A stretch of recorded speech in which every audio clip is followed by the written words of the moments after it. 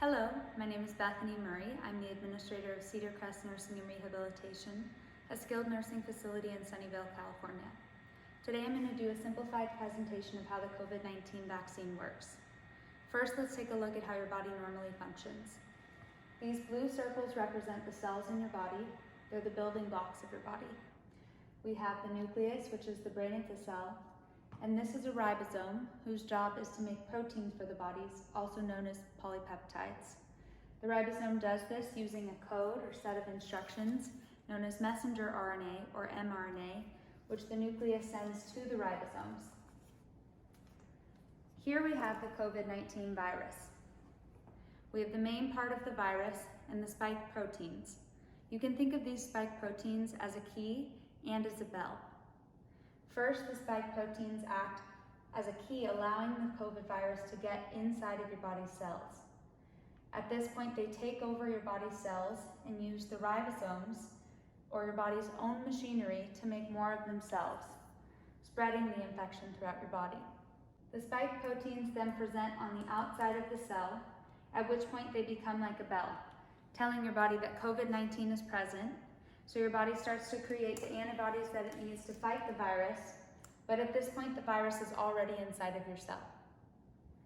Now, the two kinds of vaccines we've had historically are either vaccines that put a weakened version of the virus inside of your body with the belief that because it's weakened, your body will likely be able to fight the virus. This is obviously concerning for people who have suppressed immune systems, as they are less able to fight infections. The other kind of vaccine we've had is a vaccine where they grow large amounts of the virus and then put just this spike protein in your body. This spike protein without the virus is not dangerous. However, the problem is, to get large amounts of virus, they need to grow it in the cells of another mammal. Now, we might think, for example, the flu vaccine, which they use eggs. This is why you're not advised to get the flu vaccine without speaking to your doctor first if you're allergic to eggs. But the COVID-19 vaccine is different. The research is not new. It's something they've attempted with the Zika virus as well as with rabies, but this is the first time that we've gone all the way through clinical trials and had a vaccine of this kind distributed on a mass scale. What they've done is figured out the code, or the messenger RNA, that your body needs to create its own spike proteins. Once inside the cell, ribosomes read the mRNA and use it as a code to create their own spike proteins, which present on the outside of the cell. And just like if you were to be infected with the COVID-19 virus, they tell your body that COVID's present. So your body starts making the antibodies to the COVID-19 virus without ever actually being infected. Your body starts making antibodies after the first dose, but both the Pfizer and the Moderna vaccine really are 2-dose vaccinations, which means you need to get them twice in order to get enough of these spike proteins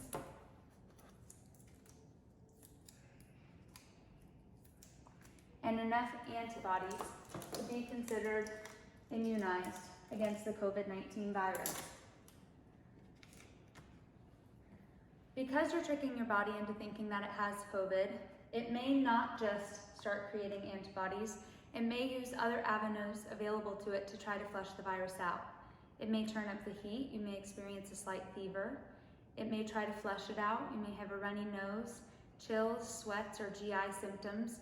And it's common to experience pain, not just at the injection site, but throughout your body. These reactions, however, only last a couple of days. They're typically mild, and they're usually not a sign of anything more serious than your body's immune system kicking into high gear. This means that symptoms are actually a good thing. It means that it's working. Now, the problem with mRNA is that if you put this code into your body unprotected, your body will destroy it before it has a chance to get to the cell. So what the scientists have done is they've created a capsule to get the mRNA safely into the cell. Now, this capsule and its ingredients is the main difference between the Pfizer and the Moderna vaccine. However, both are made of similar ingredients, including lipids, which are fats, salt, sugar, cholesterol, all things that you already have in your body. Because you have these ingredients in your body already, you are less likely to have a serious reaction especially anaphylactic shock, which is a severe allergic reaction. There is another ingredient in the capsule, which is abbreviated as PEG, P-E-G, or PEG 2000. PEG is commonly used in things like laxative and others medications, and currently scientists believe that this is the ingredient you are most likely to have a severe allergic reaction to. It's worth noting that typically allergic reactions happen within a few minutes of getting the vaccine, so most vaccination centers will ask you to wait for 15 to 30 minutes after the vaccine so that if you do have a negative reaction, they can administer the appropriate medical treatment. Now, this presentation is simplified, but it does go over the basic mechanics of how the vaccine works. That being said, it's important to do your own research. The decision on whether to get the COVID-19 vaccine is not just a decision that you're making for yourself.